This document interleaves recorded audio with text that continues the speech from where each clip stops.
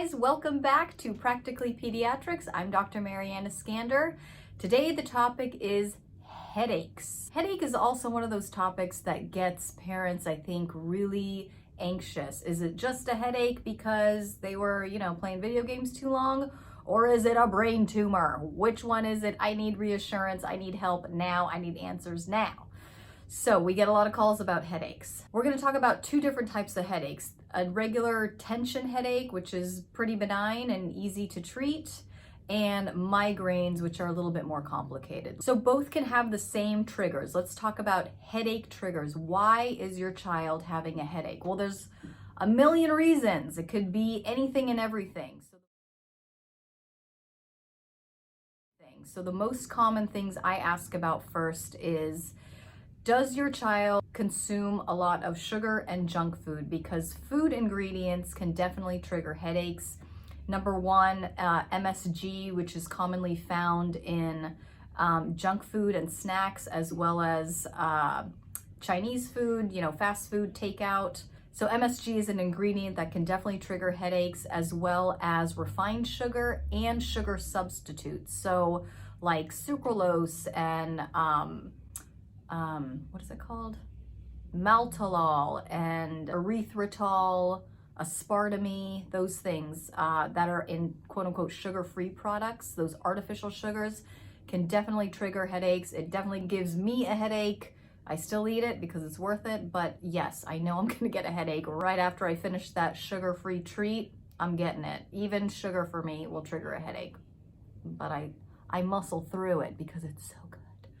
But for your child, if you have an older adolescent and they like those big Starbucks coffees in the morning, so too much caffeine can trigger headaches, or too little caffeine. So if they're used to drinking those big, mocha latte, choca venti, whatever, espresso, whatever, number one, there's a lot of sugar in there and there's a lot of caffeine in there. But if they're used to drinking that every morning and then suddenly the routine changes and they are not able to drink that, caffeine withdrawal can also trigger headaches.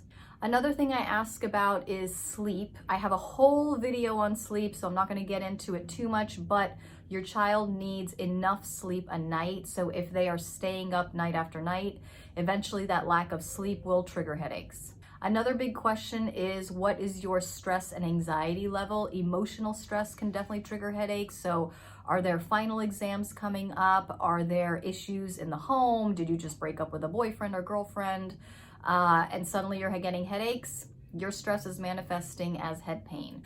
Also, is it allergy season? So if you're sneezing, itchy eyes, runny nose, itchy throat, itchy ears, and it's that time of year where your allergies act up, all that sinus pain and that frontal sinus and the sinuses in your cheeks, if those are inflamed for long enough time, that can definitely cause a pounding headache. Scents and smells, sometimes just walking through the perfume section in a department store, that can trigger a headache that can last a few hours. If you have poor vision and you're straining your eyes for a long time, if you have reading glasses and you're like, I don't feel like wearing them, that eye strain over time can trigger your headaches. Also, screen time is a big one. I mean, obviously our kids have not been going to school during this pandemic, so everything has been on a screen. Screen time has been increased from a few hours after school to now the whole day. All their classes were on the computer, and then the homework is on the computer, and then their social life is also on the computer with their friends and the phone and the Zoom meetings and all that stuff. So we've been getting a lot of kids that never used to have headaches suddenly having a lot of headaches just because of that screen time. If that's the case, I usually recommend those glasses that block the flicker light, or that blue light from the computer screen, or a computer screen shield that will block that blue light. That might help your child. Another cause is exertion. So if your child is an athlete, or they suddenly started working out and they are exerting themselves with lifting weights or doing squats, or even exertion on the toilet, a really hard poop can really trigger a headache. I know, weird. But any type of, exertion can increase the pressure and cause and trigger a headache. You could bring that up at the next cocktail party. And other reasons are hormonal shifts. So girls with their menstruation cycles, a part of premenstrual symptoms could be pretty bad headaches, and during their periods it can trigger those headaches as well. It's just those big hormone shifts that are causing those headaches. So all those things are the most common triggers. It can trigger tension headaches or a migraine. The two tension headaches are usually by the end of the day, after a long day of screen time, or maybe you've been stressed out all day, and then it finally hits by the end of the day. Usually kind of the whole head or in the front, it feels like a squeezing pressure, kind of like someone is squeezing your whole head with a rubber band. That is usually called a tension headache. Then there are migraines. So let's talk about migraines. The difference is migraines are recurrent and they last for hours. It can last from anywhere to about 4 hours to up to 72 hours straight, or almost constant.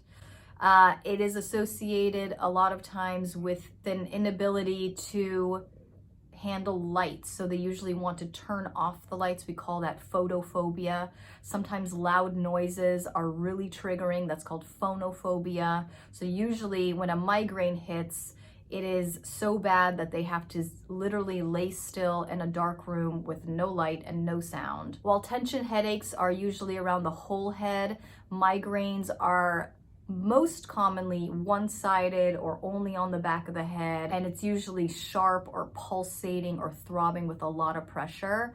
A lot of kids with migraines will vomit with their headaches. Usually there's no vomiting in tension headaches. So vomiting or nausea is another characteristic of a migraine. About 25% of kids that get migraines will have a pre-aura. So an aura is a change in your visual field, or actually sensation or touch. Auras can kind of predict a migraine is coming on. So in 25% of kids, about an hour before their headache hits, they will start to get these changes in their visual field. Sometimes it looks like colored spots. Sometimes it looks like zigzag lines in their visual field. Sometimes their vision will actually go out off and on. Sometimes they'll get spots or get tunnel vision. Sometimes there'll be a shimmery silvery curtain that will come and go in their visual field. Another type of aura is muscle weakness. I had a mom in my office starting to get into a migraine aura, and half of her face started drooping. I mean, it was like, it looked like a stroke to me. And she said, no, it's just my migraine. But her whole left side of her face started to droop, and that was her aura. Sometimes there is tactile sensations, numbness in the hands, tingling of the fingers, or the face will go numb as well. Once that aura hits, you know that a migraine, the actual head pain, is probably going to hit within 60 minutes afterwards. So what is the treatment for tension headaches and migraines? They're pretty similar for both. We'll first try to figure out what the trigger is. You can keep what's called a headache journal. So every time your headache comes on or your migraine comes on, you want to write down where you went, what you ate, how much sleep you got, if there's any, stressors that might have triggered this. So you want to keep a headache journal to look for the pattern of what your trigger is, and then you can avoid that trigger going forward. But once the headache comes on, now we want to treat it. So the most common treatment is Motrin or Tylenol. You want to be careful with, taking too much Motrin or Tylenol, because the medication overuse will also cause headaches.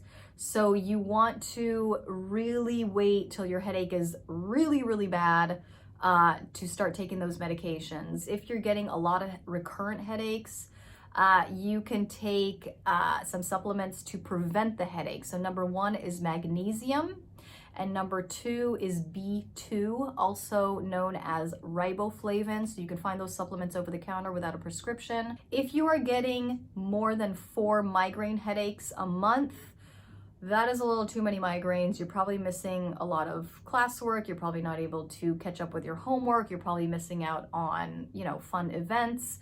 So we don't want these headaches to get in the way of your everyday life. So at that point, you want to get a referral to a neurologist or a migraine specialist.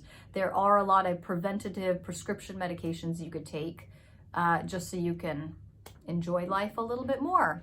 Please call your doctor if you are unable to control your headaches, especially for migraines. You and your doctor can help figure out your triggers and maybe suggest some lifestyle changes, or we can definitely help you with those referrals.